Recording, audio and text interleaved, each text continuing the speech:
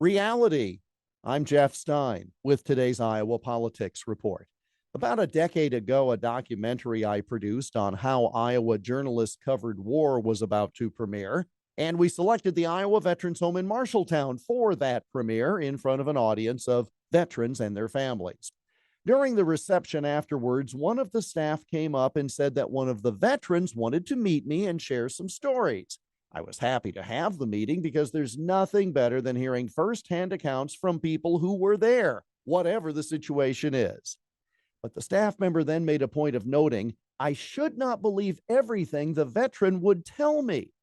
She said he did have a stellar war record, but the more he was living at the home and talking with others, the more he sort of adopted their stories as having happened to him. He wasn't lying. He had just come to believe that the story in question had happened to him. So we sat and talked for a while, and it quickly became obvious what the staff meant.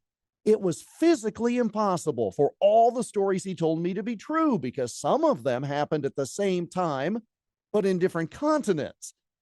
But you could tell that he believed it all, and he told the stories quite well.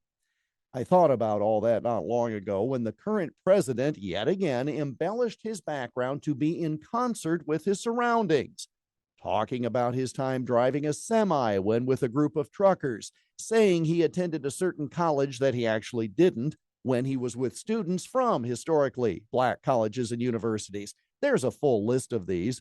You know, Biden said he was arrested when trying to see Nelson Mandela in a South African prison, saying his son died in combat when it was actually from cancer.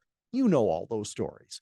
Well, rather than just discounting all of this as Joe just being Joe, or, on the other hand, hammering Biden for being a congenital liar, I really think it's like the older veteran I met in Marshalltown.